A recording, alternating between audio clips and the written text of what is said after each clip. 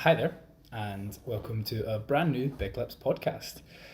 So this is either episode 25 or, depending on how you look at it, it is episode 1 of our second series of running our podcast. So my name, just sort of introduce ourselves, my name is Sam Macaulay-Blair, and I'm joined every week by the wonderful Catherine Maurice.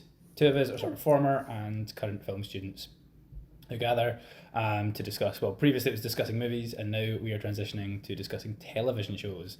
The film and TV kind of go hand in hand. The two of us have spent a lot of time studying both. We both have a very large appreciation for both mediums, and now that we've spent an entire year gathering to discuss films, we thought we'd change it up and we would discuss TV shows instead. So the way we were doing it previously, just kind of give a brief rundown on how the sort of second series will run. The way we were doing it previously was every week Catherine and I would alternate who was hosting and who was obviously picking the topics, who basically took charge of that podcast. This time we're going to do it a bit differently because obviously TV is a longer format. We are now doing it month about. So we'll still be doing 2 podcasts a month, but for this first month I'll be hosting both, and then for the second month Catherine will be hosting both.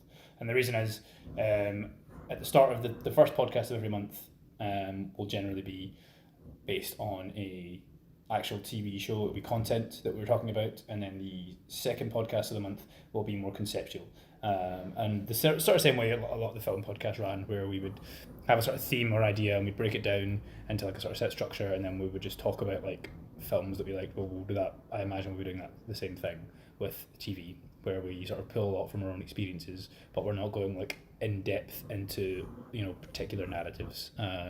So unless we've both seen them, or just generally like spoilers and such are sort of common knowledge. We do try and give warnings in the description as well, so if you're ever worried about spoilers, then feel free to check the description for anything that's mentioned. But yes, all that rambling aside, the very first TV show that we're gathering to discuss, and we're so hot, they're so quick to the punch on this one, is Squid Game, the show that was really big like 6 months ago when it debuted. And we could just lie and say that we recorded this 6 months ago, and it's just great. Exactly. It's been in the vaults. We didn't want to. Yeah. We didn't want to get there when it was hot. We thought we've just been sitting on it.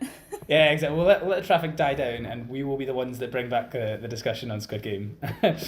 I will shamefully admit that the reason I picked Squid Game for this was because there is a reason it is a phenomenon and it's worth discussing, and B, I hadn't seen it until literally a few weeks ago, so I did use this podcast as a very convenient excuse to actually watch the damn show.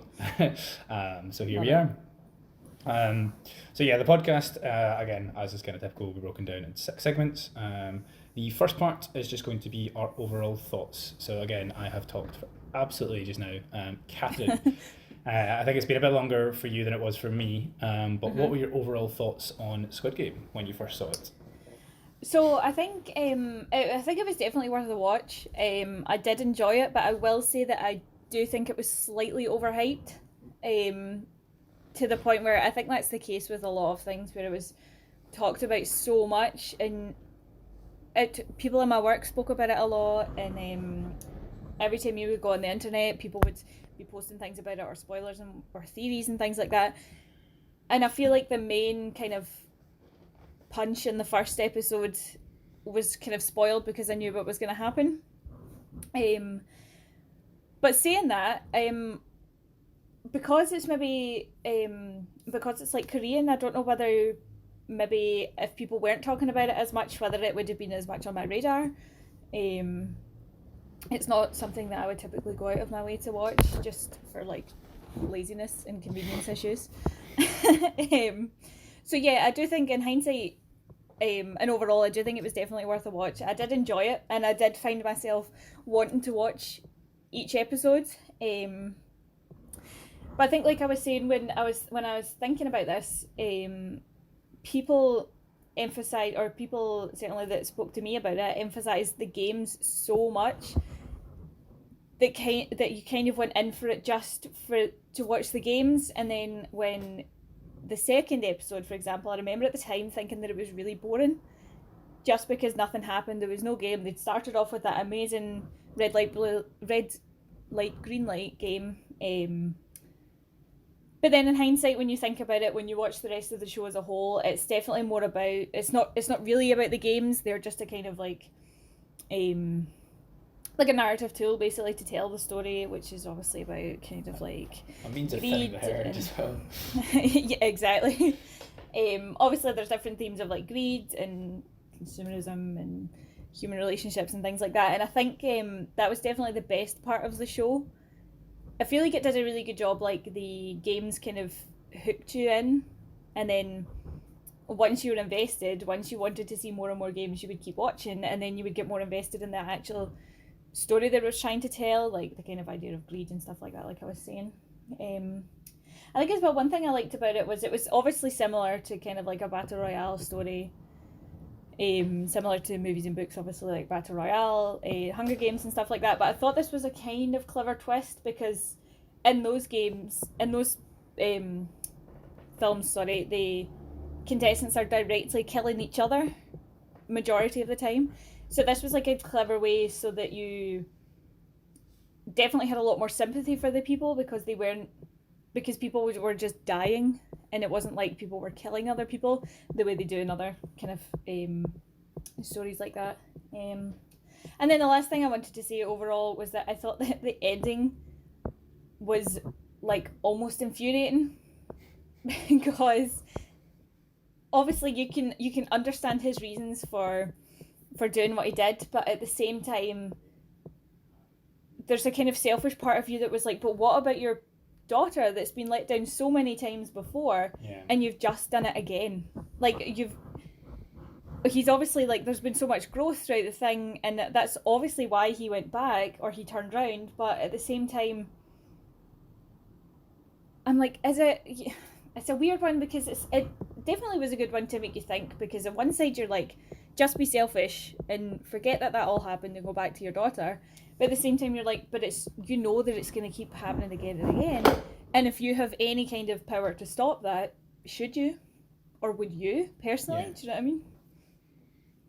Yeah, and I guess it's the thing, isn't it? It's arc goes from like passive to active, in a lot of ways. The character, that's the kind of the character, the charge, and that the character's values. I guess to rewind it back, starting with the sort of first things that you were saying. So with regards to like it being spoiled, or it being talked about a lot and being overhyped, did you like? What I'm curious, when did you first hear about it? What did you know about it when you like finally sat down to watch it? So the first, I remember it coming across a lot of like things, if I was on like news websites or anything, it kept coming up, and I kept seeing the same kind of images where it was like the kind of main character and he was just kind of frantic looking, and obviously the kind of image of the guards with their masks and things like that. Yep. So I had seen those pictures, but I didn't really know or care that much what they were about, and then people at work were talking about it, and their description, I think, generally was like, oh, it's these people that play these children's games and everyone dies. So, and there was one person in particular in work that was a bit further ahead than everyone else, and he had this horrible habit of just completely spoiling all the games.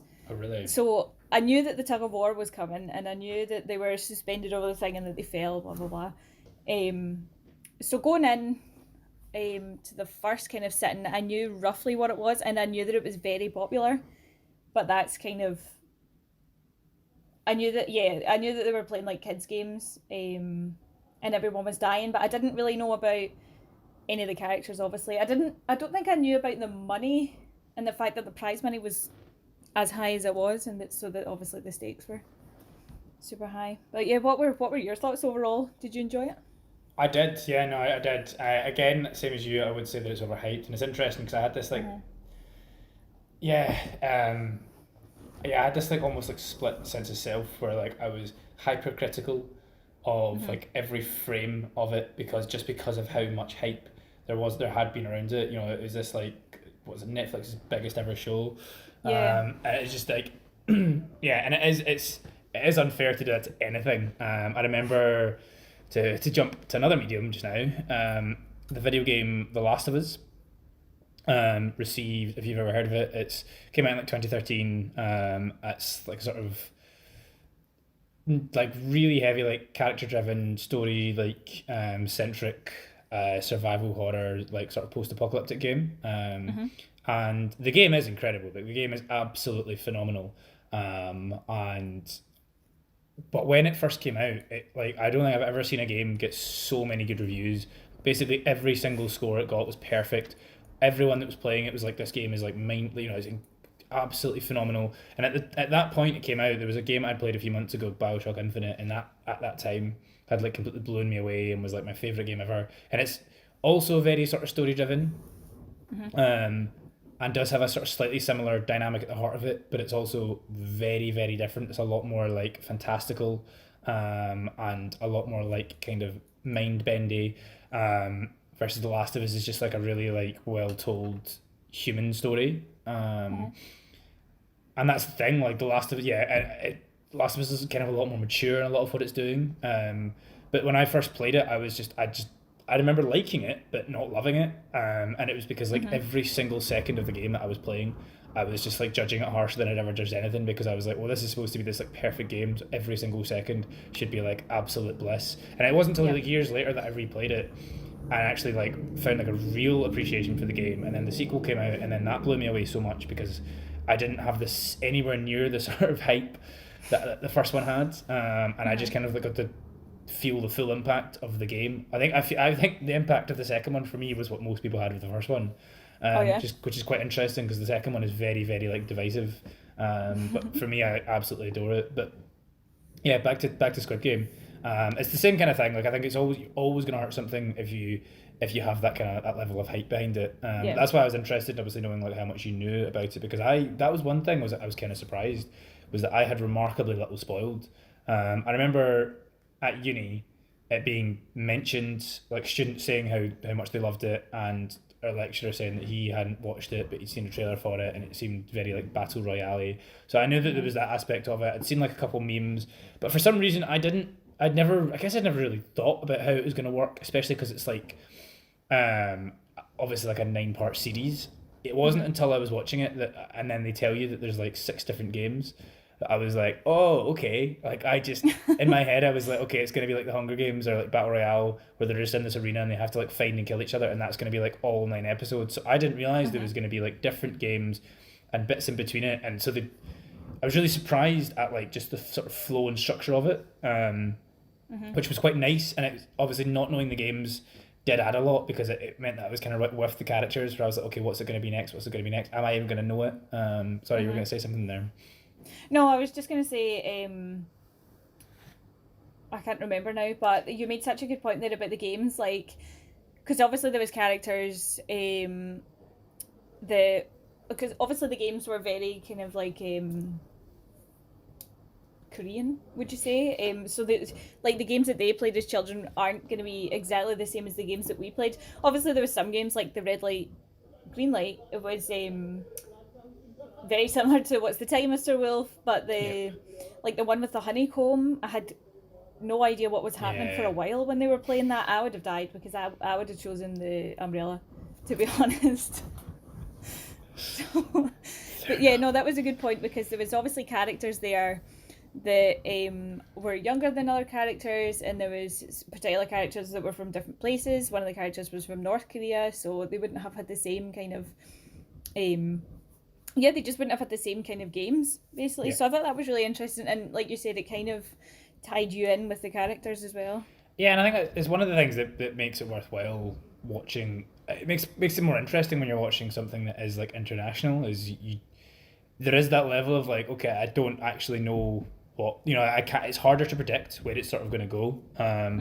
Like it just I always kind of find it fascinating. I think like it adds a lot when it's like an international thing.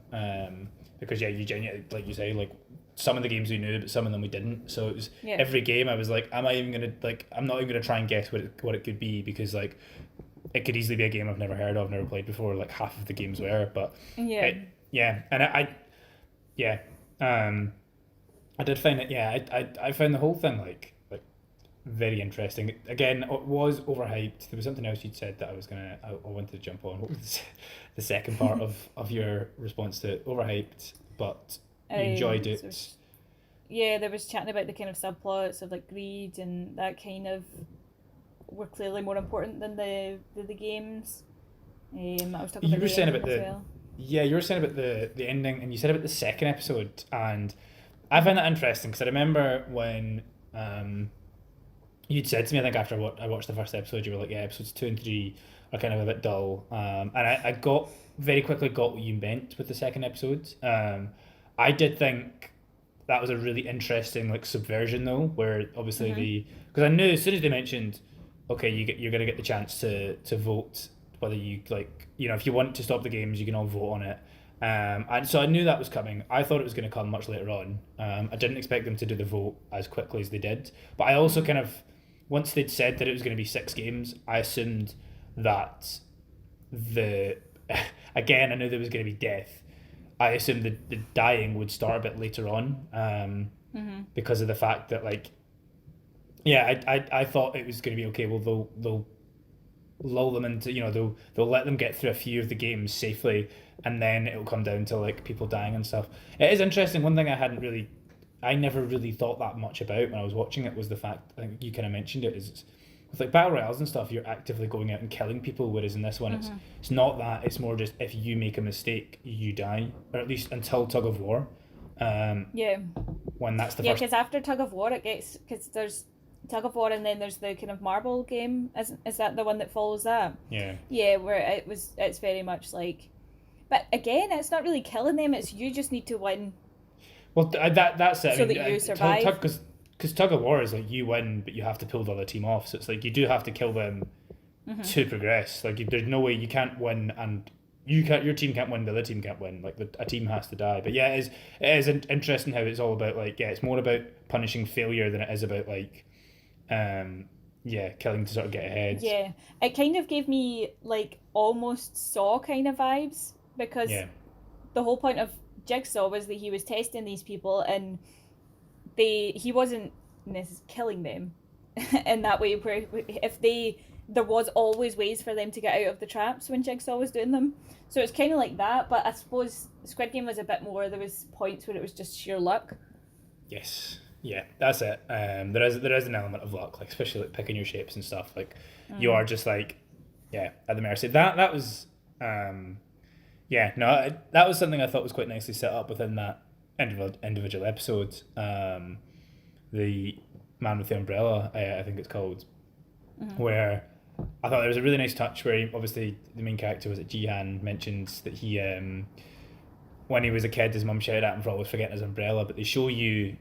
Was it earlier in that episode or the episode before, when he goes to his ex-wife's like apartment, and then he goes out to sort of talk to the husband, and obviously ask him for money and stuff, and he leaves his umbrella inside, and then the daughter comes out and gives it to him, and then that's when she sees obviously him sort of like assaulting the husband, and it's just like a really nice touch, like sort of moments like that where they do these little, they drop these little moments that like could sort of stand on their own, but they do tie them in quite cleverly with like the sort of story they're building. And yeah, I thought they did a really good job with each of the games, and actually having them like, cause like whether you know them or whether you don't, they obviously, you know, I knew like every single game. I was like, okay, well, our protagonist here is like Jihan. I was like, whatever way the games are gonna go, the odds are gonna be like weighted more heavily against him, because like they kind of have to, for it to be like, you know, for you to be on the edge of your seat, for it to be this captivating. They kind of do need to have everything stacked against them. So it was always interesting watching them do that, and then have him figure a way out of that situation, but never having it feel repetitive or forced. I thought that was one of the most interesting aspects about it, was it always felt like the show was ahead of you in like a really, really good way. I really loved that moment when during the kind of marble game, when it was revealed that you were fighting against your opponent, your partner, which was really funny, obviously, because if that one followed Tug of War, where you were in your team, and then going by that, you would just assume, oh, we're in a team of two, so you'd pick what you thought was the strongest person, which is obviously what half of them did, and then. Exactly, yeah, and there's a really, I'd like that as well. Yeah, the sort of weaponized psychology that they obviously knew, they go into that, and again, that was something I thought was interesting about it as well. Was I thought it used the format quite well. I thought they did a good job actually, like fully exploring the world that they'd set up. Not just having it be that they're there, and again, which I kind of had thought it was just going to be about them going and doing the games and having to survive the games, but actually like having like a peek behind the curtain and seeing how it all runs and having that like explored in an interesting way, I thought was really cool. And they obviously mention at one point that we've deliberately like underfitted you so that in the night you're gonna all like attack each other. All these little like things that they do, ways that they like play the contestants. What was it, even like down when it's down to the last three, and they have that nice like cooked steak dinner, and then they clear everything away, and then they just leave a knife on the table, like very obvious intent, because it's just it's all about like messing with these people. But yeah, no, that definitely was like an interesting aspect, and the marbles one in particular, where it's just does such a good job as well, because that was the thing I had been aware, and this was I'd been aware obviously the fact that that there were going to be character deaths. I was especially like the further in we were getting, I was like, there's no way that all these nice happy characters are making it out of here. See, do you know what though? I don't know if it was mentioned or if I just didn't pick up on it, but I assumed in my head for some reason I didn't think that there would just be one winner. I don't know if they mentioned that or not. No, but, sorry. I was just going to say, I thought exactly the same thing. It took me a very long time before I was like, it wasn't until, what clued me in it was the cop, when he goes through and he finds the book of like winners. And I that was then I was like, oh, it wasn't even in that scene. It was like, I think it might have been like an episode or so later. Because I think that's before the marbles game, I think, that episode. I think so. And I think it was after I think it might have been during or after the marbles game that I was like, because of like how ruthless they are in that episode and how much like they just wipe out characters that they obviously had made you like care about. I think for me, I was then like, okay, there's only going to be one winner. Like they only want there to be one winner, and that makes sense with the fact that the money is getting bigger with every like death and stuff. So I think I realized then that they would only let you have one winner, because I remembered the book and I was like, okay, there wasn't like a list of winners for every Squid Game. There was a winner for every Squid Game. Yeah, that's such a good point. There was, I think it was funny as well, because I've like going into it, I've seen and read both the Hunger Games and Battle Royale where there is only one winner, and especially at the Hunger Games, or both actually, there's teams of people that get to the end and then the organisers are like, no, you can't do that. I don't know why I thought this would be any different. Yeah, it's a good point, and I guess I don't know what it is. It's I think like you say, it's the fact that it's all about it, it's about not making a mistake that makes you. It must be to do with that it makes you think that if everyone can just play, and I guess the fact that they specifically I think they do make a point of not saying there's only going to be one winner, because they know that like that's a surefire way to get people to like vote out of doing it. I remember thinking at one point that it just occurred to me now actually that, and I think it was after the bridge game, just when the three of them got to the other side and then the bridge exploded, I remember thinking that was really, really unfair. I agree. Because like we were talking about before, it seemed like most of it was luck or skill, but that was just like, that wasn't fair. They won the game and they got over, and then they were sabotaged. Like the girl, I can't remember her name, sorry, but she that was why she died, because she had like shrapnel and stuff, and it just felt very, very unfair. Yeah, I agree. That was the one time, because they even make a point of saying that the whole point of the games is everyone's equal, and it's just about like because they turned the lights off because the guy had that background with glass or tempering glass or whatever it was, so he had an advantage in their eyes, so they turned the lights off. Exactly. Yeah. Yeah. And that's it. They're happy to like my God, they're happy to like level the playing field on their terms. But yeah, Yeah. it did seem like a really weird way to. That did very much feel like it happened because the story needed her to have this injury, and they couldn't really figure Yeah. out how that was going to be. I was kind of annoyed that I had thought when they were playing that game, they made a point of mentioning that the glass could only hold like it could hold at least two people, like the tempered glass. I was disappointed that that didn't kind of pay off. I know it did, where you had like some people jump onto the glass and things happening there. But I thought that there was going to be a point in that where, and again, it's just going by basic like, oh, our main guy Jihad's gonna have it harder than everyone else. So I thought what was Yeah. going to happen was like someone was going to get a bit too eager, was going to jump on, someone else was also going to jump on, and then you'd have three people come crashing down, and then you would have one row where obviously there's no safe glass, and they would Yeah, have to you'd you would have like, to do run and jump. yeah, you would have to do some crazy leap to try and get across, and it would also be potentially like chance, and that never happened, and I was kind of like, oh, that would That have would have been been so good. yeah, but yeah, I think they needed her to be injured, and they obviously that game made sense where it was because again it was just like all about thinning the herd down even more. But yeah, Yeah. they obviously like couldn't really figure out a logical way for her to have been injured during the game, so it had to be like an after game thing. But it did just feel a bit like unfair. Yeah, 100%. Just quickly, just out of curiosity, did you watch it dubbed or with subtitles? I watched it with subtitles. I was going to ask you that as well. What about you? Yeah, same, subtitles. I would never Um, watch something dubbed. I hate dubbed things. No, and it really bothers me that that it just automatically puts the dub on, because I almost like because especially because it opens with like narration. I almost didn't catch it. Like it took me like a good like minute or so, and I was like, wait a second, I'm understanding what he's saying. That's not Yeah. supposed to happen. Um, yeah, so I had to change it, and I do feel for people that watch these shows dubbed, because I genuinely feel like you get significantly less out of it. Like I actually do think Yeah. it compromises the performances, and the performances are like it's how you latch onto the characters, it's how you care about them. Like if you have some Yeah. like cheesy American actor delivering lines over like a nuanced Korean performance, it does And you kind of can miss. you can hear that they're in a just like a sound booth somewhere. They're not actually Yeah, they never performing sa- those actions. Yeah, they never sound like they're in the environment, and it does literally just sound like they've done it the cheapest way possible. It's really weird how like Yep. bad dubs are.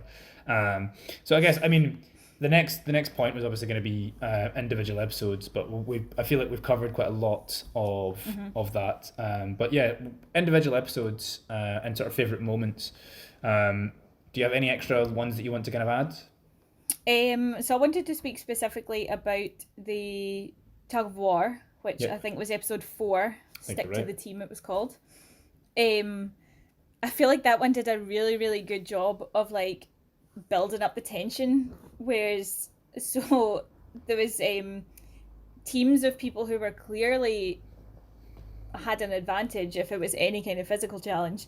So they were like fit men, generally, and then you had the poor team that was made up of an old man, a hysterical woman, and there was a kind of like weedy, kind of weaker looking guy, and you had that team, and of course, I thought this was really interesting because that was at that point the majority of the main characters in the one team, so you knew that that team was going to win.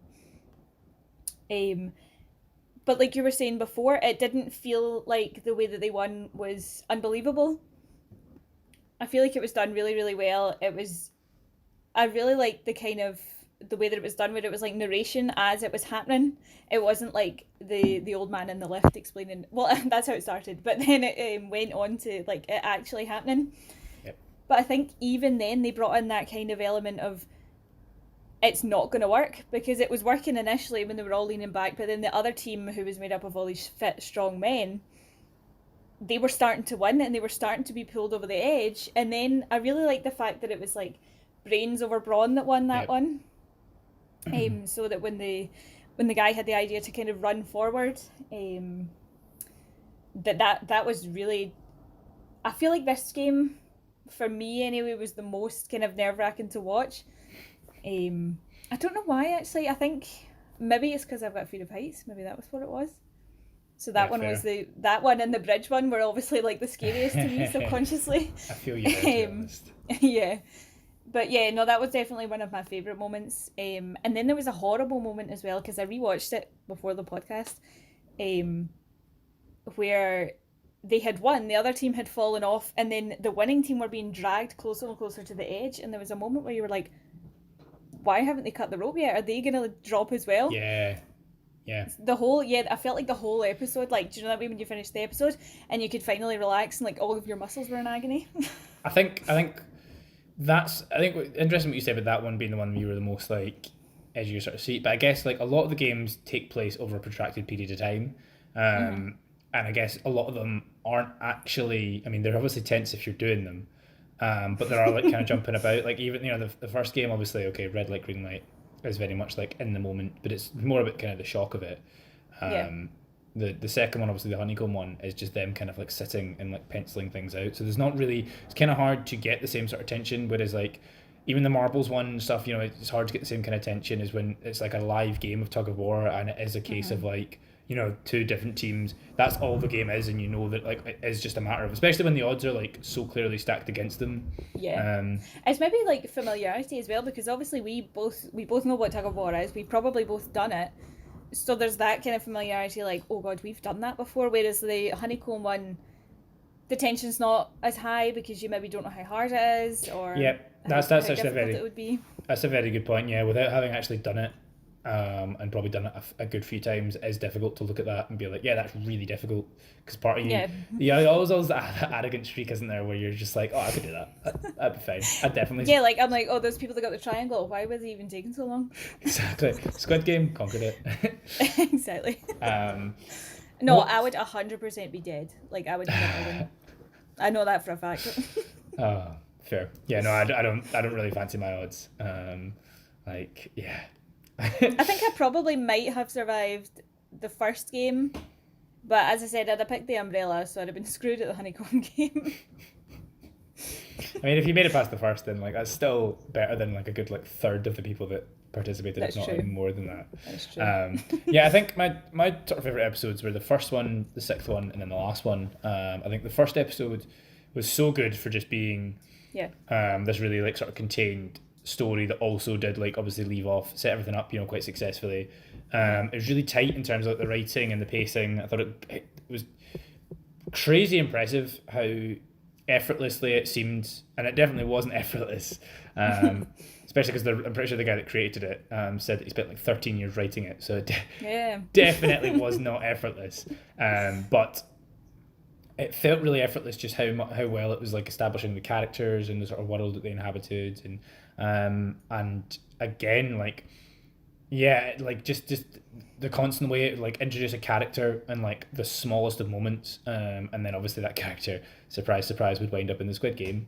But it just did a really good job of doing that without it ever feeling like, oh, we are seeing this character because they're going to be like in the games, and it just felt like interesting ways to like, and I guess it's because like every single time they like introduced the woman, so I did write her name down if I can think of it. I cannot right now. Is it say yeah, definitely not how you pronounce it, but I know. we'll try. But yeah, they introduce her obviously as like he trips up over her, and then obviously they have the sort of callback where it turns out she's like pickpocketed him, which is a really good way of making you like remember that character. But also having it feel like that character is like paid off in their own way. Like you aren't really thinking, oh, what's pickpocket girl up to now. That's true. And obviously like the guy that he like idolized, who went to like uni. In fairness to that poor guy, but can you imagine how annoying that would be? No wonder he was like, I'm not telling you what the honeycomb game is. He's like, please don't. Everyone knows that. He was like, please, I just want you off my back. Stop following me around. Exactly. But yeah, like, even the introduction to him, like, it was so obvious in retrospect, but for some reason I wasn't like, oh, he'll be playing the games.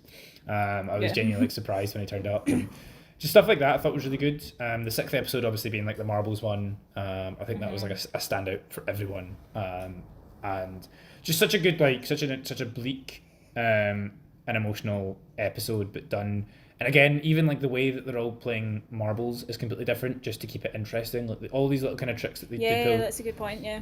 To just make you like extra invested in what's going on. And then obviously the last episode, I just thought like again the Squid Game didn't last nearly as long as I thought it was going to, considering that when I started watching it, I thought the whole thing was going to be the Squid Game. And it was over in about 5 minutes. I think I did exactly the same thing that you did as well, where I was like, oh, there's 6 games, but there's 9 episodes? How's that going to work? Exactly, and the Squid Game like takes place over like such a small period of time, but no, it was a nice. I enjoyed the way they handled that game, and the brutal fight to the death, and obviously the sort of moral sort of switching, and then obviously the time jump, which is where things get a bit like. I got what they were doing. I think like what you're saying about the ending. I think it wasn't perfect. I thought. The sort of final episodes and the sort of things that they did, but I think it is a deliberate like imperfect thing where like you're not supposed to agree with like everything the character does, but I think it's more about understanding why they do it, and again it's just about that complete 180 that they've like now taken from where they were at the start, which I thought was really interesting. What did you think of was it El Nam, the twist that he obviously was behind the whole thing? Do you know what? I thought... See, this is... I did think that there was something a bit sus about him, obviously, from the start. But my theory on this one was that because he was number 1 and because he was so old, I kind of had a theory that this was maybe like the first Squid Game, and that he had maybe been roped in like from the very beginning, and he had just been waiting so long to play the game, which was why, in my head, made sense why he was so eager to play the games and why he was having such a good time, because he'd waited so long for them. But then my cousin made such a good point about when the bit when he dies. She thought that was very sus, because and she said about like horror movie rules, like if you don't see the character die, they didn't. And he was the only one that you kind of didn't see die, really, because even the people like the guy Abdul, I can't remember if you necessarily saw him die. I think you did, but then you saw him in a coffin, so you knew he was dead. And I feel like that was maybe deliberate. They made such a point of showing you everyone else's death, so that even like subconsciously it was sus that he wasn't there, that you didn't see his body and stuff like that. I thought it was interesting. It was kind of again like Saw, where in the first Saw movie, Jigsaw inserts himself into the kind of room. Point, so it's similar to that, in that I don't know. I feel like everyone kind of overly loved his character, and I wasn't massively fussed either way. And I couldn't tell you why. I would have been, and I hate to admit it, but had I been in there, I would be like, "You're a nice guy, but you wouldn't be my first choice to be on the team." That way. Yep. Absolutely. What did you see it coming, or? No, so and this kind of overlaps again. I mean, categories are all kind of overlapping anyway, because it's kind of impossible for them to know. But no, I didn't. So I genuinely was like really surprised in that last episode, and it's one of those things where I was like, it took me a while before I actually warmed to it as a twist, even though it like caught me so off guard. I was like, I did genuinely really care about his character. I really liked what they did with his character, and my first reaction was kind of like, oh, that's kind of a shame, because like you've basically taken like the most lovable character and exploited him for like a cheap twist. That was kind of my first thought on it, because I was just like, it was a powerful twist, but the character and it. For me, I was like, at first I was like, that really hurts a lot of rewatchability, because like now you've gone back and that he's up to no good. Basically, I think there's so many hints, like you say, from not seeing him like killed to his body, to even, because one thing I thought was interesting was during the marble game. One thing I guess was like, okay, obviously when Jihan starts like exploiting his like memory, and I was like, there's going to be a point when it's revealed that he knows that he's being exploited, and he's you know, Yeah. I was like, they're gonna make it an emotional moment where he knows, and it's been happening anyway, and then that is what happened, and I was like, haha, Squid Game, I'm too quick for you. I sussed you out. Yeah, but I didn't even consider the fact that I was like, why, you know, I mean, I did a little bit. I was like, why? I don't know why you really would lie, but I was like, it's just because he's a good friend. But the fact that he would lie about that does say quite a lot. And even things like when they're all fighting in the dark, he's the one when he's like on top of the bed and he's and his bed's the only one that hasn't been tipped. And then when he shouts, right, that's enough, and then they all stop. There's just so many interesting things like that where it is like hinted that that character is operating in like a different way than it seems. Yeah. But I'd basically like, sorry. Oh, sorry, no, I was going to say, I read a really interesting thing that, you know, how at the start of the marble game before it, he appeared to have wet himself, and he was kind of sitting in the corner, and he was all sad and lonely and a wee bit kind of senile. And I had read a theory that he obviously knew there was an odd number, so he was purposely trying to make himself undesirable, so that he would be the one that's taken away, and then he could just quietly leave the games, and no one would suspect anything. They would just assume that he had been killed.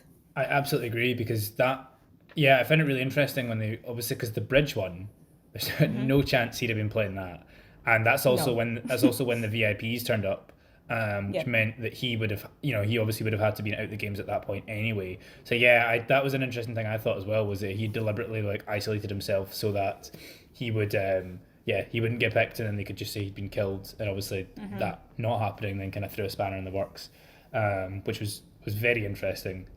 But yeah, like I have definitely like I was gonna say the reason I think that I just never pegged the he was like behind it or involved in any way at all. The reason I didn't suspect him at all was one of the few things that I had seen about the show was just like an article on like some website. It was like a total clickbait thing.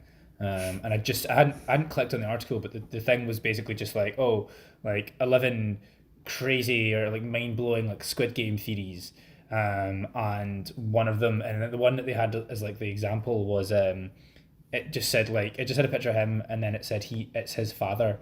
And that because of that, that was just like in my head the whole time I was watching the show. I was like, okay, like just because I was genuinely like, I didn't think they were going to reveal it, but I was like, okay, if there's people out there that think this, I was just genuinely thinking, I wonder Like what looking for evidence. clues almost. Yeah, I wonder what evidence they think they have, and to be fair, there are some hints and stuff. Like for instance, there's a lot of bits where he talks about like, he talks about like the guy Jihan talks about his life, and then the old guy Nam's like, oh, I had a son like you, and or some, you know, just little things like that. And even like the marbles game when they're in that neighborhood and stuff, and he's like, Jihan's like, oh, looks like where I used to live, and the old man's like, this looks like where I used to live. Things like that, Yeah. where I was like, okay, I was paying attention to like all those things, and just completely ignorant to like all the things that the show was like very loudly telling me.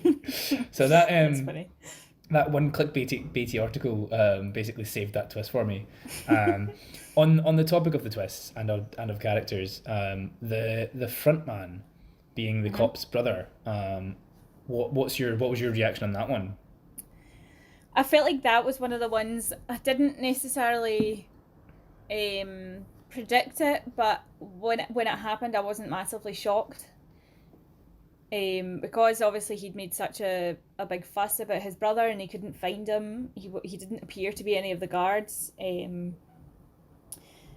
Yeah, I feel like they had made such a big deal about the front man, and he was so mysterious that he had to be kind of involved in some way to the kind of main story that they were telling. What I did really like about that reveal, and this is going to sound insane, is that the front man just straight up killed his brother, because it was very clearly like, this is how ruthless the front man is. And because I think he had been a winner of one of the games, or that was a theory that he had been a winner of one of the games. No, it does. I think he does read that he was one of the winners. Yeah, so it kind of, again, like Saw. I didn't even realise when I was doing my research that there's so many Saw similarities. I had not clicked this at all, but there were definitely like a lot of beats of this that I was like, this is really familiar, and you're like, it really helping me understand why. Well, I'm thinking like in the first Saw movie, the girl with the kind of bear trap thing on her face, she gets out of it, and then in the second movie she's his helper. Yep. So that's kind of similar, where he wins the games and then kind of becomes like the front man. Yeah, so I think him killing his brother was kind of like the final act, like this is his life now, this is how serious it is, kind of. I did like the fact that it didn't end in a kind of like, oh, the cop, the good guy, gets away somehow, like he, like in like a James Bond-esque move, like he jumped off the cliff and swam to the shore. It felt more believable that he's not going to get away, because if they've managed to orchestrate this whole thing, they've got this island, they've built this entire place, and they've got all these people, and it's been a secret for so long. Why he wouldn't? There's surely been other instances where people have tried to tell and then they've been silenced. Yeah. So it made sense that he would kill his brother, and I'm glad that they did. I'm glad they didn't chicken out. Yeah, fair. No, that was very well put. That was the one twist that for me I just saw like miles off. Like, so going back to the scene that we discussed before, where obviously the brother is like sneaking about, and 'cause I was surprised how quickly things went tits up for him. How quickly, like, he was just like, okay, right, I'm on the run now in this island. Yeah, like he didn't even try, and like there was very minimal of him trying to like fit in. I thought that was going to go on for ages, because I thought it was a really interesting exploration of like the sort of subculture that existed within. Again, that was something I didn't expect at all, was like this exploration of like the guards, and it was a nice way to see it as well, as opposed to just it felt. Yeah, like you were a bit more kind of like in the experience, as opposed to if they were just showing shots of the guards getting up and going to their bed, stuff like that. Yeah, and there's tension rather than it just being like all exposition effectively. So it was a really clever way of exploring that, and also having this other character with like another narrative. But yeah, like I think it's when he was in that, because I remember when things went as bad as they did, and then he's in the front man's room and he goes down into the and I thought the reveal was going to come a lot quicker, because I genuinely thought it was like ridiculously obvious when he found the Book of Winners and his brother's mentioned. I was just like, well, it has to be, because one thing I was thinking at this point, I was just like, how is he genuinely going to get out of this? How is he going to survive for however many episodes when they're actively looking for him? And he's on an island. I was like, surely very quickly there's going to be like some confrontation. And I was like, the only, and as you said, they made a big point of like the front man. You're like, there's going to be a reveal. Like, even from the first time I was shown him, I was like, I don't know. I didn't assume that they were going to introduce a character later on. It would turn out to be like involved with them. My first thought was maybe it's the guy who was like, he plays the slap game with, but I did think there was going to be like a reveal over like who the frontman was, just because of, again, the way that they kind of obviously set that up, that it's someone. And when it came down to the whole cop thing, I was like, well, the brother thing isn't going anywhere unless they were kind of like slapping you over the head with it. He was constantly mentioning his brother, and I'm here to find my brother, and he's got this scar because I gave him a kidney, or whatever it was he gave him, and that was the bit I felt was a bit weaker, their whole kind of brotherly storyline. It just felt a bit cheaper than the rest of the show. It felt a little bit generic, and it did feel like I think it's because of, they do obviously try a really good job, I think, for in some ways of like integrating it and attaching it to like the Squid Game narrative, but it is disconnected still.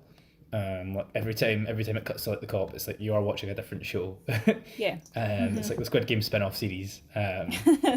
So like, I get what you mean, but it's nonetheless, I appreciated what they were going for, and I do agree that the payoff of him actually shooting him, I didn't expect that, because I did think they were going to go the route of like, reconciliation, and I thought they would do a bit more explanation as well as to like how he got to there and his sort of story. I thought they were at the point where he was pointing the gun at his brother. I thought he was going to do that classic movie thing where he turns around and shoots his accomplices.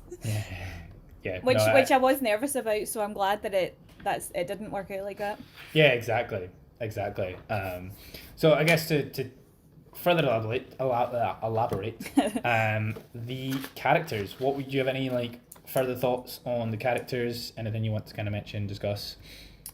I actually wanted to talk about, I've written down her name, and I do apologise for pronunciation because it's probably not correct, but Han Mi Nhu. who was the crazy insufferable girl.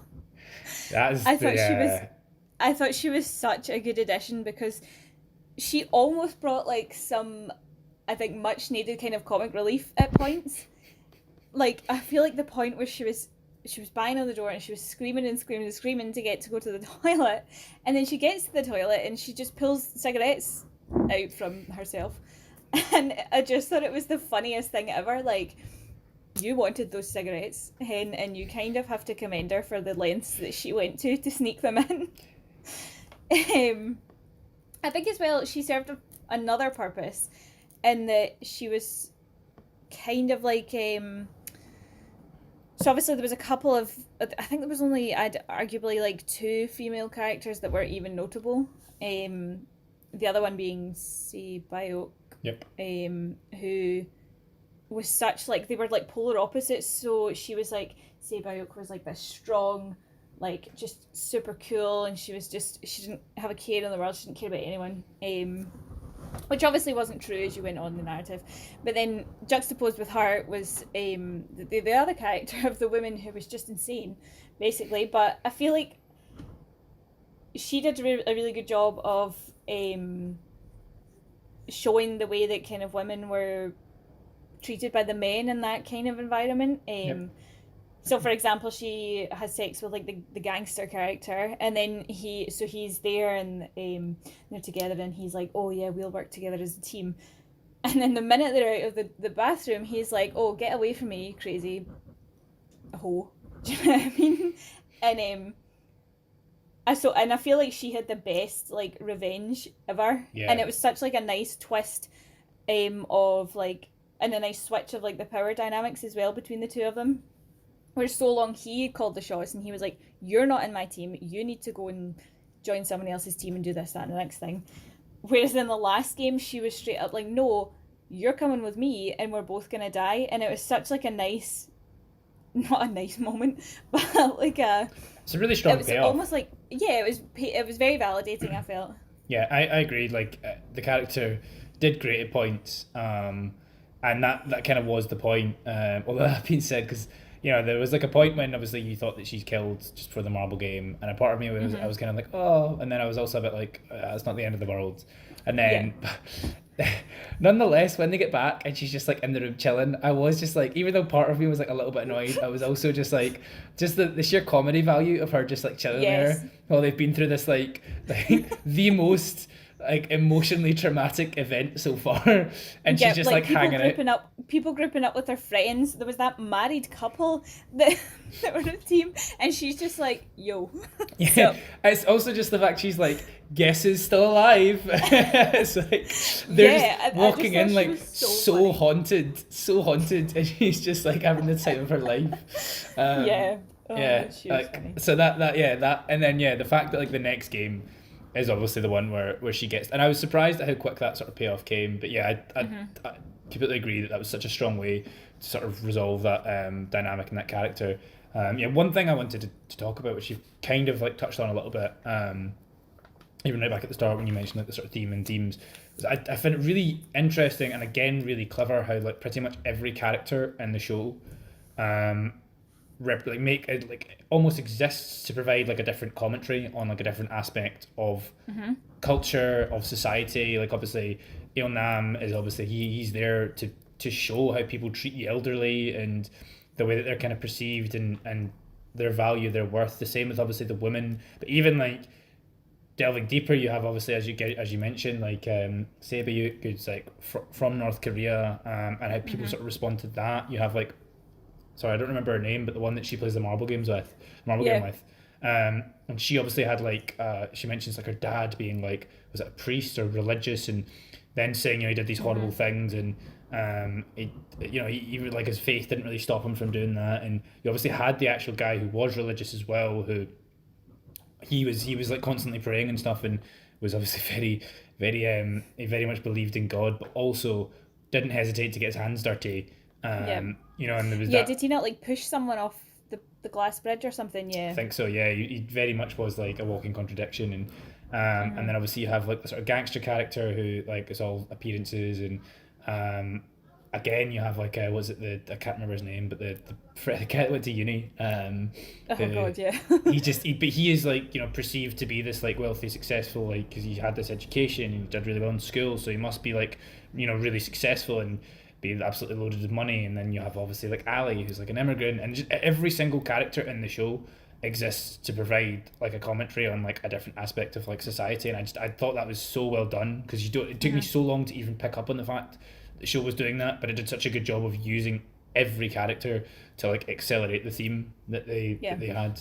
And it didn't feel like it was like stereotypes. It didn't feel like it was you were getting smashed over the head with it, which was nice. Exactly. Yeah, exactly. It felt very nuanced and sort of like very real as well. And yeah, they did a good job of like making you. I thought like the main character Jihan, like what did you think of him? Do you know what? He was a difficult one, and I've written loads of notes, and then I've actually scored them out because I couldn't decide what my thoughts on him were.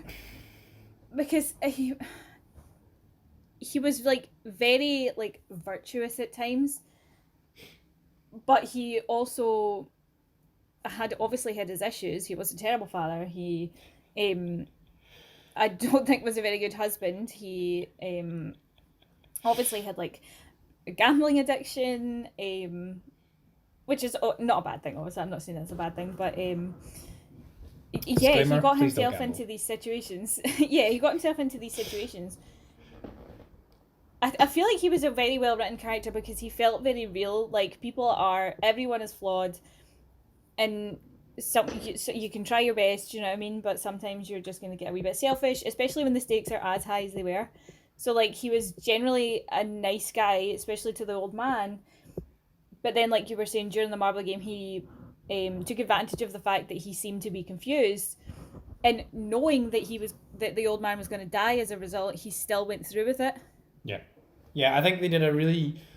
That was the thing. I was constantly, like, the same as you, like, flip-flopping back and forth on him. And I found it fascinating. He's so...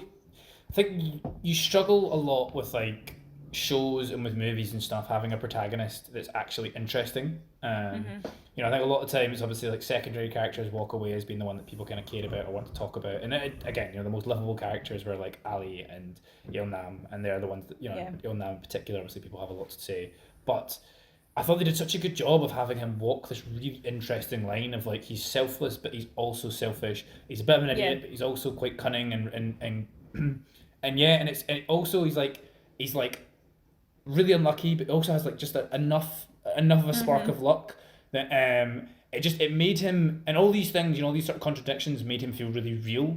It made it feel like it was someone who was like trying to be better but was flawed and was, as you said, like he has like gambling addictions and stuff, and he resorts to he's always trying to take these shortcuts, isn't he? He's trying to get where he wants, where he feels he needs to be or should be as quickly as possible, and he does ultimately like suffer for these things. And it's interesting because right from the beginning you do see that he does care about his daughter, he does care about his mum, he even cares about that like little cat that he like gives some fish to, and he has like so little. There's like moments like that where it's like they show him being sort of caring and charitable, and obviously his whole relationship with Yeonam. But then like you say, like immediately after he will like double cross him to save his own skin. And it made it interesting as well because you don't always know where he's going. It didn't feel as, even though overall you could say it's like quite a predictable trajectory goes on, they do such a good job of making it feel unpredictable. I mean, it feel like, okay, I actually don't know what he might do next. I don't really know where he's going to go, and like you say, it's kind of hard to decipher like how much you like him or hate him, because for every like thing that he does where you're like, yes, he does another thing where you're just like, come on. 100%. But all in all, like a very interesting protagonist, I thought. So so moving on. I always think, sorry, just very quickly, I always think the best like flawed protagonists are the best. Like a TV example is Meredith Grey from Grey's Anatomy. She's not a very likable character. She does very annoying things, but I feel like she's the only original cast member left, just about. So she does. I feel like she does obviously do like a really good job of kind of holding your interest, because you almost like to be annoyed by the things that she's doing, and I feel like it was kind of similar with this, where you were watching it like you were saying, and you were like, why are you doing that? But you were just kind of watching it to see what came of it, basically, if it was the right decision. Yeah, exactly. Yeah, no, I agree. Like, I think, it's way more interesting having these flawed characters where you can't necessarily predict what they're going to do. And I think just by virtue of him constantly being in these situations that are, like, unwinnable, you do kind of, like, endear yourself to him a little bit, because you're just like, how's he getting out of this one now? So, moving quickly on, I guess, one part I want to talk about, not in, like, crazy depth, but just wanted to touch on the production design and sort of soundtrack. What were your thoughts on, I guess, the more sort of production elements of the show? I thought they were definitely one of the best bits of the show. It felt very like polished and finished, which I think worked for the games. I really like this idea of like these like childlike settings. Obviously, the games are children's games, and then it's juxtaposed to like death and murder. That was very interesting. I really like that all of the things were like oversized, so to make them feel make it a bit more childlike, because when you're young everything's enormous. I think as well, this idea of everything being oversized, it kind of brings in the element of childhood, but it would also make you feel quite small and intimidated. Which I think, because that seems to only be the case during the games, like where they sleep, they're in bunk beds, which is reminiscent of kind of like going away on camps and things like that. But the beds were all like normal sized, so like the only time that they were made to feel intimidated in that was during the games. I just they just got the image of like, if they were so did I when I was talking. That would be very funny. It would be very funny. I also like the whole thing that was revealed. I kind of noticed reasonably early on that the games were on the walls behind the bunk beds. I didn't pick up on that until like right near the end. Are all the games on the wall, or did they add them every game? No, they were already on the walls. Oh, really? But because they cleared away all the bunk beds after everyone died, it was just getting more and more revealed. Which I thought was very clever. Yeah, no, I agree with everything you're saying. Like, I think the production design was so clever, and for all the reasons you say. Another one, like, sort of smaller thing that I mentioned was even like, I love the corridors and stuff that they go through, where it's all these like bright primary colours and stuff, and again just that contrast of like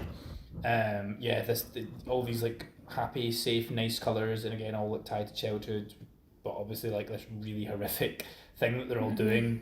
And yeah, like the main room that they stay in, again, I love the fact that it's just like the visual of it just getting increasingly empty as the games go on. It's just and I loved the image of that giant the fact that it was an actual piggy bank was very like on trend as well. Exactly. So it was all so clever from like a production like aspect, and even like I even just like the sort of detail of like obviously all the guards, and they're just sort of identified by shapes, but then there's like a power structure there, and even that's kind of like linked to the games and the cards that they get, and just all these little touches that like just make it all sort of like consistent, but also it's the sort of simplicity of it all that I thought was just really, really clever. Any thoughts on the soundtrack? When I was looking into this, actually, did you know that the composer for this was also the composer for Parasite? I did not, no. No, and do you know that when I was reading it, I was like, yes, because when you think about them both, there are definitely like similarities. So I thought that was really interesting. And then another thing that I read, obviously the kind of main classical piece that they used, the Blue Danube, I think it's called. I was reading into that, and apparently that was basically Johann Strauss was tasked with writing that to kind of lift the spirits of the people of Vienna during they were going through like a war. So I thought that was really funny that they played that before and after the games, and like a kind of, obviously a war is horrific and you see a lot of death and destruction, and the games are very much similar. So this idea of trying to like give them a boost almost before they go into the games was really interesting. I think it was such like a clever bit of music to pick as well. Yeah, it does become really sinister by the end because of the association, doesn't it? And it's a nice inversion on like what you kind of know, which was quite clever. There was like a wee motif that played as well. I think it was like usually just like whenever the guards were doing their thing, like clearing up bodies and stuff, and it was just like that sort of like chanting motif that I thought was really nice. Like it just again there was just like it added like a really sort of like subtleness, but like an orchestrated subtleness to it that just like I think the score did a really good job of like just boosting what you wanted to do, really, like delivering, like having these sort of powerful themes that sort of resonated and they'll help you like help sort of convey the sort of sinisterness of the whole endeavor. But yeah, no, like I think overall production design soundtrack, I think the whole thing was just like incredibly well made. From that, do you think there were any problems with the show? Oof. I think my main issue with the show, and this is slightly unfair because it's not about that show, but my main issue is that they've okayed a sequel or like a season 2. Okay. I feel like it just doesn't. I feel like it's going to work better as just like a standalone one season thing. I'm like almost nervous because I don't know where they're gonna go with season 2. I don't like the idea, like I was saying, of this one guy kind of overthrowing this entire big organization. The same way that I was almost relieved that the policeman was killed. I feel like it would take away from so much of the first season if the main character can kind of come in and somehow dismantle this whole thing that they've built, because it's so detailed and intense. They've got all this technology. They've obviously got all of these guards. They've built everything. They've got it all sussed out the way they can like kidnap people and they don't really. There's no notice that they're gone. So yeah, that's kind of my reservations, I would say, for there being a second season. I also. Oh, sorry. What were you gonna say? No, I was going to say I read that the Netflix CEO basically wants to start pushing loads of merch and start creating like mobile phone games and stuff like that, and I feel like it's hilarious that that's what he's wanting to do. He's wanting to make money off it when I feel like the point of the show it's all about greed. yeah, exactly. No, it absolutely is. It's funny how these things happen, isn't it? The show exists as like an indictment on exactly this sort of thing. But it can't escape it. So did you know there was going to be season 2 when you watched it? No. No. I hadn't really looked into it that much until I was doing research for this, and there's not a huge amount of info out there about it. There's a lot of people with theories, and they've spoken to the cast and got their kind of opinions, and it was funny, a lot of the ones I was reading the cast were like, I'd rather they didn't do that, or no, I don't think that's gonna work. I love that. I love the brutal honesty of it. I love I feel like maybe I don't know, maybe it's just like a kind of mentality where they're like, no, we told the story that we were meant to tell, we told the best story that we could, whereas I feel like you don't know whether it was maybe if it was like an American show where they like to just run things into the ground. Yeah. Whether they'd be like, yeah, I'm up for coming back, and yeah, my character's dead, but yeah, I'll come back. Like that kind of thing. I love that these actors and actresses were like, nah, that's not going to work. Yeah, fair. Very fair in their end, and respectable as well. Because like you say, it's a very Western thing, isn't it? To just be like, yeah, I'll throw money at me and I'll turn up. Doesn't matter the story, the quality. I was aware that, I mean, we just watched it, and I remember reading, or just not reading an article, but seeing an article like when the show, not long after the show debuted or became big, saying that it had been greenlit for like a second and I think a third series as well. And I did a little bit of reading on that after watching it because I was curious, and that's obviously where I found out that it took the creator who wrote and directed, I think, like every episode, it took him 13 years to write the show. I think he was going to do it as a movie at one point, and yeah, I think I think he said he wants to do season 2. I think he wants to do a movie first, which makes sense because right now he's obviously in a very like high and successful place, so it makes sense to use that, get a movie that he wants to make off the ground, and then you know whether that lives or doesn't matter if that succeeds or fails, he can then do season 2 of Squid Game, and that will attract an audience. But yeah, I think So it was interesting for me, and because my worry watching season one was that they were going to. My worry was that there was going to be nowhere interesting for season two to go. Like watching season one, I thought they were going to like completely. Part of me was like maybe they're going to completely explore everything. Maybe I did think they're going to end the games. They're going to shut it down this series. And then season two, I don't know what they're going to do with it. Maybe it was someone starting up the games again. But I just feel like season one's going to be very contained, almost annoyingly so. Now that season two has been announced, so I was quite happy that it left off where it did. Although part of me was, as I was watching it, part of me was hoping that season two would just be like a kind of fresh story with new characters. Yeah. I've read, and I don't know if this is a theory or if it's been confirmed. I suspect it's a theory about season two focusing more on the front man. And I actually think that would be a really interesting direction to go. Because it would you could, I suppose, like an easy way to almost kind of replicate the story would be to tell his story of the games.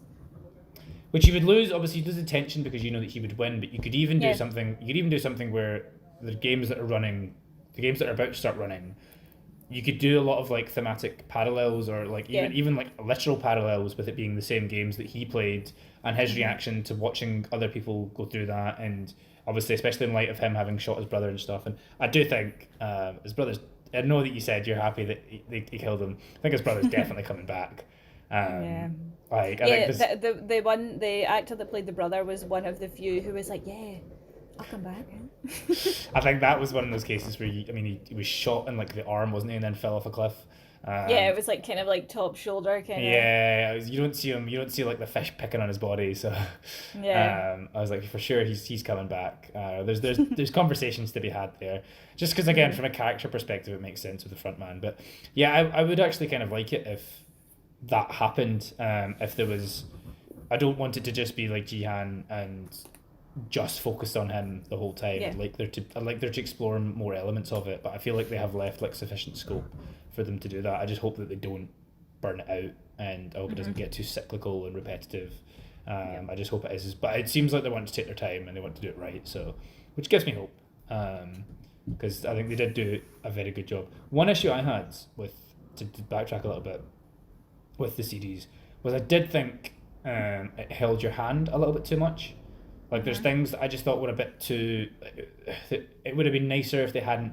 Like there's like certain points when like in the first episodes when he mentions his daughter, next year will be different or something, and then she has like a weird reaction, and then later on when he finds out his daughter's moving to America, it flashes back and shows you that. Back, yeah. And stuff like that, and I'm like, I know why you're doing it, but I'm like, you don't have to be that overt with it. Like, it's more interesting when you can piece these things together yourself, or when you rewatch it and suddenly you're like, oh, I'd forgot that moment happened. Now I understand it. Same with like especially like launching somewhere like Netflix, where there's such like a culture of you binge watch Netflix. Exactly.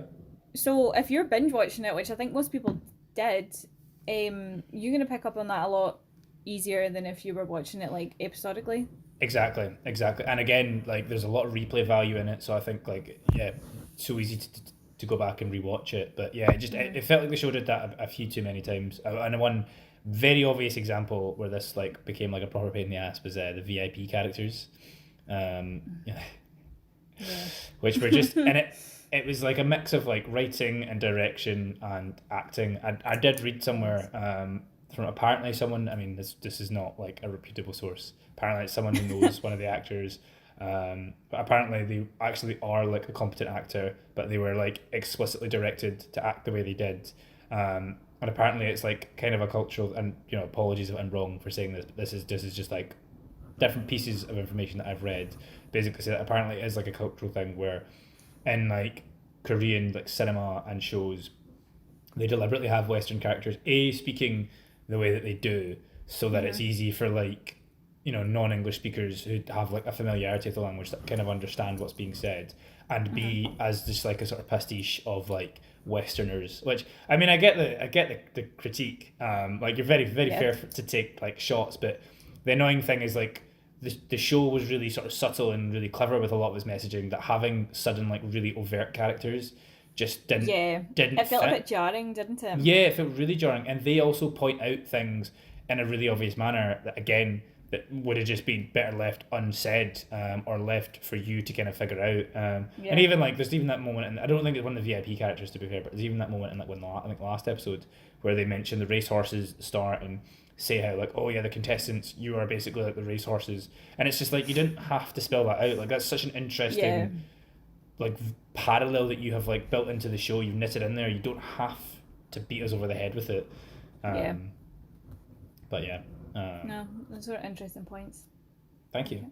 I feel like that's a good place to wrap things up. Unless you have any further like words you want to speak on Squid Game. I don't think so. I feel like we've discussed, gone through like most of, and if I didn't bring it up, whatever I was thinking, you've brought it up. So exactly. Likewise. But yeah, I think it's a good show to discuss as well. I think I think it was interesting because it was so hyped. And somehow you missed the hype and just watched it like a month ago. Well, so. I got the hype, and I think like I feel like I almost had a bit of a reaction against the hype, but I was just like I didn't think at the time I didn't really have time to watch a show anyway. But I think I was also like the hype kind of put me off a bit, where I was just like, this is gonna die down in like a month or two, and you know I won't be sad that I missed it. But I think it kind of got to the point where it was like a few months later and it was still being, not anywhere near the same degree, but still being talked about, still being mentioned. And I think that actually, by that point, I then come around again and I was like, okay, I am now actually like quite curious to see it and to make my own opinion of it. And I am really glad I watched it. Like it was a very like easy watch. And again, as you just said, like a very like interesting one to discuss because I feel like there's a lot to pick apart in it. So yeah. But yeah, thank you very much for the discussion. No worries, thank you. Any who watched, thank you very much. That's season 2 officially begun. So we'll see you in a couple of weeks for one of our conceptual episodes.